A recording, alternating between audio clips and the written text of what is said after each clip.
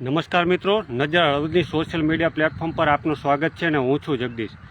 હળવદ તાલુકાના નવા ટવાણાથી જૂના ટવાણા જોડતા પુલ પર દુર્ઘટના બની હતી ને એક સપ્તાહ બાદ આ દુર્ઘટના જે બની છે તેને રાજ્ય સરકાર દ્વારા 4 લાખને સહાય અર્પણ કરવામાં આવી છે. અને આજે જે ઘટના બની હતી ત્યાંથી હું તમને લાઈવ દ્રશ્યો બતાવીશ કે ક્યાં દુર્ઘટના બની હતી. તેના સૌ પ્રથમ તો હું તમને દ્રશ્યો બતાવી દઉં. તો આ જે ટ્રેક્ટર છે, આ ટ્રેક્ટરમાં બેસી અને નદી ક્રોસ કરી રહ્યા હતા 17 જેટલા લોકો, અને 17 જેટલા લોકો ટ્રેક્ટર ટ્રોલીમાં બેસી અને સામે જે પડ્યું છે તે ટ્રોલી છે. આ ટ્રેક્ટર અને ટ્રોલીમાં 17 લોકો બેસી અને નદી પાર કરી રહ્યા હતા. તે દરમિયાન પાણીના ધસમસતા પ્રવાહમાં ટ્રેક્ટર ટ્રોલી પલટી જવાનો બનાવ સામે આવ્યો હતો. અને આ ટ્રેક્ટર ટ્રોલી પલટી જવા બાદ 8 લોકો, આમ તો 17 લોકો પાણીમાં તણાઈ ગયા હતા, તેમાંથી 9 લોકોનો બચાવી લેવામાં આવ્યા હતા.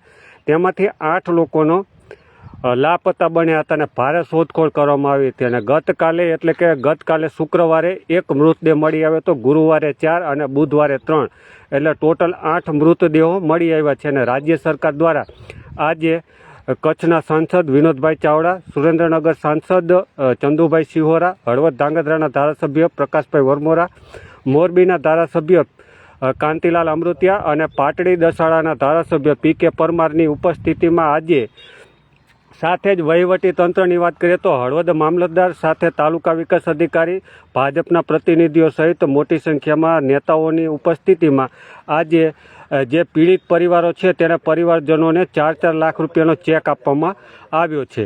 અને સાથે જ જે જગ્યાએ દુર્ઘટના બની હતી ત્યાંથી અત્યારે હું તમને લાઈવ દ્રશ્યો બતાવું છું કે આ ટ્રેક્ટર છે અને સામે ટ્રોલી પડી છે. ટ્રેક્ટર ને ટ્રોલી બંને તમે જે પ્રકારે ડિસ્પ્લેમાં જોઈ રહ્યા છો, તો આ બંને અત્યારે જે નદી છે તેમાંથી કાઢી લેવામાં આવ્યા છે.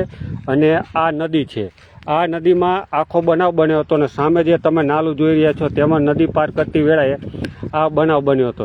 એટલે સમગ્ર બનાવની વાત કરી લઈએ તો રવિવારે 25 તારીખે જે સાંજે દુર્ઘટના બની હતી તેમાં 17 લોકો ટ્રેક્ટરમાં બેસી અને નદી ક્રોસ કરી રહ્યા હતા. ત્યારબાદ ધસમસતા પ્રવાહમાં ટ્રેક્ટર તણાઈ જવાનો બનાવ સામે આવ્યો હતો. અને જેનો સમગ્ર ગુજરાતમાં તણાઈ જવાનો બનાવ ચર્ચાસ્પદ બન્યો હતો, કારણ કે સૌથી મોટી દુર્ઘટના મોરબી જિલ્લામાં બની હતી. ને મોરબી જિલ્લામાં એકી સાથે 17 લોકો ટ્રેક્ટરમાં બેસી અને નદી ક્રોસ કરી રહ્યા હતા અને પલટી જવાનો બનાવ સામે આવ્યો હતો. એટલે તેમાંથી 9 લોકોને ત્યારે તો રેસ્ક્યુ કરીને બચાવી લેવામાં આવ્યા હતા, પરંતુ 8 લોકો લાપતા બન્યા હતા. અને આ 8 લોકોના મૃતદેહ શોધી કાઢવામાં આવ્યા છે. એટલે અત્યારે જે છે તે આપણે આ નદી જોઈ રહ્યા છીએ કે ત્યારે જે નદીનું રૌદ્ર સ્વરૂપ હતું અને ત્યારે 1 સપ્તાહ બાદ આ નદીનું રૂપ છે.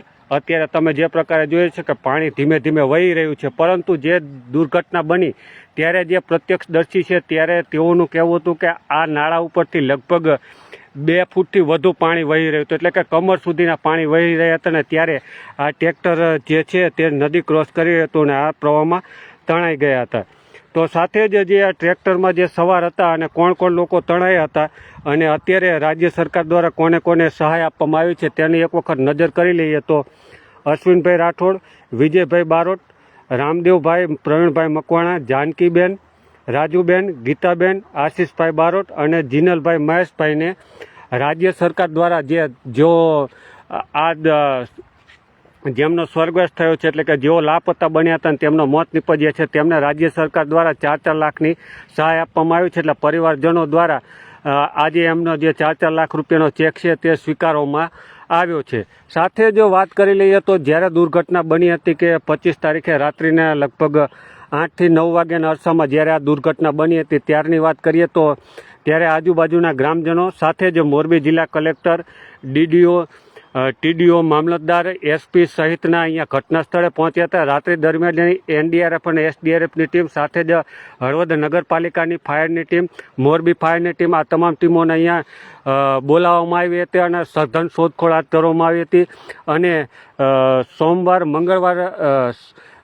રવિવારે જ્યારે દુર્ઘટના બની હતી ત્યારબાદ સોમવારે આખો દિવસ શોધખોળ કર્યા બાદ પણ કોઈનો પતો જે લાપતા 8 લોકો બન્યા હતા તેમાંથી કોઈનો મૃતદેહ મળ્યો ન હતો. ત્યારબાદ સોમવારે પણ આખો દિવસ શોધખોળ કર્યો હતો, ત્યારે પણ કોઈનો મૃતદેહ મળી ન આવ્યો. ત્યારબાદ મંગળવારની વાત કરીએ તો મંગળવારે એકી સાથે 3 મૃતદેહ મળી આવ્યા હતા.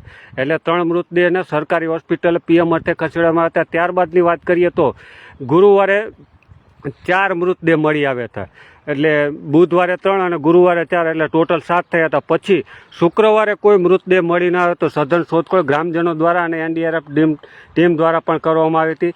આ સમય દરમિયાન આમ આદમી પાર્ટીના નેતા રાજકીય જે રાજુભાઈ કરપડા છે તેઓ પણ અહીંયા ઘટના સ્થળે પહોંચ્યા હતા. નવસાદભાઈ સોલંકી જેઓ કોંગ્રેસના નેતા છે તેઓ પણ પહોંચ્યા હતા. એટલે તેઓ દ્વારા પણ અહીંયા ઘટના સ્થળની મુલાકાત લીધી હતી અને રાજકીય નેતાઓને સાંત્વના પાઠવી હતી. સાથે જ આજે ગતકાલે એટલે કે શુક્રવારે પણ એક મૃતદેહ મળી આવ્યો હતો જે લાપતા બન્યા હતા, જાનકીબેન. આ જાનકીબેનનો આજે ગતકાલે જે શુક્રવારે મૃતદેહ મળી આવ્યો છે. અને આમ તમામ 8 લોકોના આ જે ખારી નદી છે આ ખારી નદીમાંથી મૃતદેહ મળી આવે છે. અને 8 મૃતદેહો મળ્યા બાદ 8ને જે અંતિમ ક્રિયા પત્યા બાદ આજે રાજ્ય સરકાર દ્વારા જે કુદરતી આપત્તિ સહાય યોજના ચાલે છે રાજ્ય સરકારની, તેમાંથી પીડિત પરિવારોને 4-4 લાખની સહાય આપવામાં આવી છે. સાથે જ આ પીડિત પરિવારો છે તેની મુલાકાત લેતા જે જાનકીબેન છે તેમના પરિવારની મુલાકાત પણ લીધી હતી. તો જે ઘર છે તે જોતા એકદમ મકાન કાચા હતા, એટલે રાજ્ય સરકાર દ્વારા આગામી દિવસોમાં તેઓને પાકું મકાન બાંધી આપવામાં આવશે તેવી પણ અત્યારે હૈયાધારણા આપવામાં આવી છે. પરંતુ ક્યારે બનાવી આપશે તેનું પણ આપણે સમયાંતરે બતાવીશું. તો સાથે જ અત્યારે જે આ ખારી નદી તમે જોઈ રહ્યા છો કે ખારી નદી અત્યારે એકદમ ખાલી ખમ છે, એટલે કે નહીં જેવું પાણી અત્યારે વોકડા ઉપરથી નદીમાં પસાર થઈ રહ્યું છે. ને ત્યાંથી આપણે આ સીધા દ્રશ્યો જોઈ રહ્યા છીએ. એટલે જે પ્રકારે ઘટના બની હતી ને ત્યારબાદ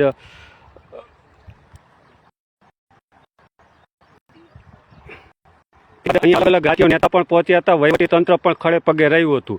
સાથે જ અત્યારે જે પ્રકારે આપણે નદી જોઈ રહ્યા છીએ કે નદી એકદમ બિલકુલ ખાલી ખમ છે, એટલે કે નદી ઉપરથી અત્યારે પસાર થવામાં કોઈ પણ પ્રકારનું જોખમ નથી. અને લગભગ અત્યારે પણ ધીમું ધીમું પાણી ચાલી રહ્યું છે ને ત્યાંથી આપણે સીધા દ્રશ્યો જોઈ રહ્યા છીએ. એટલે ઢવાણા ગામે જે દુર્ઘટના બની હતી તેમાં રાજ્ય સરકાર દ્વારા જે 4-4 લાખની સહાય આપવામાં આવી છે તેનો આજે સહાયનો ચેક વિતરણ કરવામાં આવ્યા છે. અને રાજ્ય સરકારના પ્રતિનિધિઓ પણ પહોંચ્યા હતા અને જે પ્રજાના પ્રતિનિધિઓ પણ પહોંચ્યા હતા. એટલે એક સપ્તાહ બાદ શું છે માહોલ અને ઘટના સ્થળેથી આપણે આજે લાઈવ દ્રશ્યો છે તે જોયા. એટલે કે ઢવાણા ગામે જે રવિવારે જે ઘટના બની હતી રાત્રિના 8 થી 9 વાગ્યાના અરસામાં ટ્રેક્ટર ટ્રોલી પલટી જવાના બનાવના પગલે 17 લોકો જે તણાયા હતા અને તેમાંથી 8 લોકો લાપતા બન્યા હતા. અને 8 લોકોના મૃતદેહ મળી આવ્યા છે. ગતકાલે 8 લોકોના મૃતદેહ મળી આવ્યા બાદ રાજ્ય સરકાર દ્વારા આજે સંવેદના દાખવી અને તમામ પીડિત પરિવારોને સહાય ચૂકવવામાં આવી છે. એટલે અત્યારે આપણે ત્યાંથી ઘટના જે બની હતી ત્યાંથી લાઈવ દ્રશ્યો